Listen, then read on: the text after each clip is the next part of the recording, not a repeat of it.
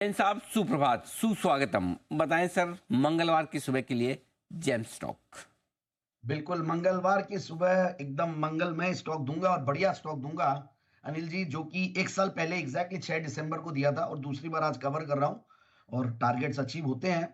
और वो है GHCL, Gujarat heavy chemicals. In fact ये सेक्टर थोड़ा-सा फ्लेवर में कम रहता है। एक तो केमिकल्स वाले सेक्टर वैसे ही कोई बहुत ज़्यादा फ्लेवर में नहीं रहते हैं।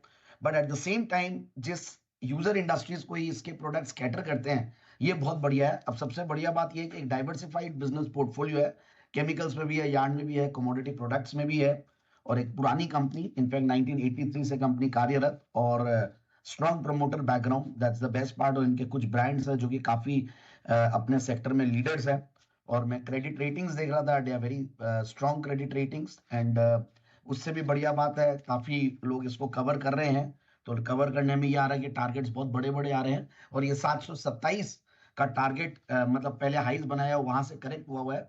और सबसे बढ़िया बात है, वैल्यूएशन सस्ते हैं। ये एक तरीके से एक वैल्यू पिक के तौर पे मैं ला रहा हूँ, क्योंकि 10-11 के पी मल्टीपल पे स्टॉक्स मिलते नहीं है जनरली, और वो भी 20-21 का रिटर्न ऑन कैपिटल एम्प्लॉयड है, 17-18 का रिटर्न ऑन इक्विटी है, 2% का डिविडेंड यील्ड है, प्रॉफिट की जो 3 साल की कैगर है वो 22% है, सेल्स की कैगर भी 11-12% और साथ में डेट्स कम, यानी कि higher return numbers, lower debts and lower P multiple. तो एक तरीके से मुझे लगता है कि जस्ट बिकॉज केमिकल सेक्टर में ज्यादा फ्लेवर नहीं है इसलिए ये सस्ता है, तो ये एक अच्छा अपॉर्चुनिटी और ऑलमोस्ट टेक्निकली भी अपने 200 डेमास के आसपास ये स्टॉक है, तो रिस्क रिवॉर्ड रेशियो के लिहाज से भी बेहतर है। तो ये एक रीजन था। फिर मैं देख रहा था क्वार्टरली रिजल्ट्स भी बढ़िया थे सितंबर 2023 के सामने सितंबर 2024 में।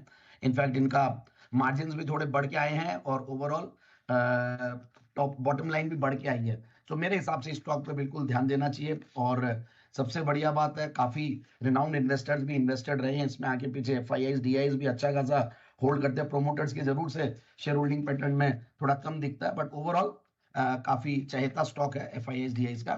सो आई फील कि स्टॉक को बिल्कुल इन लेवल्स पे लिया जाए और एक बार का टारगेट है 730 का।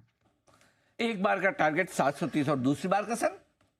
दूसरी बार का फिर से सर ये सेक्टर फ्लेवर में आएगा, केमिकल स्टॉक्स फॉर्म में आएंगे, तो वापस से इसके ऊपर रिवर्क करेंगे, क्योंकि ओके। क्या होता है जी, अनिल जी, थोड़ा सा टारगेट्स अचीव हो जाए ज्यादा अच्छा है, लोगों का पैसा हाँ, बनना और चाहिए। जब भी आप दूसरी बार का टारगेट दें तब सावधानी रखें। जैसे पहली बार का दिया, जब दूसरी का देंगे तो मैं तीसरी बार का भी पूछूंगा, मैं पहले से बता हाँ, दूं। बिल्कुल।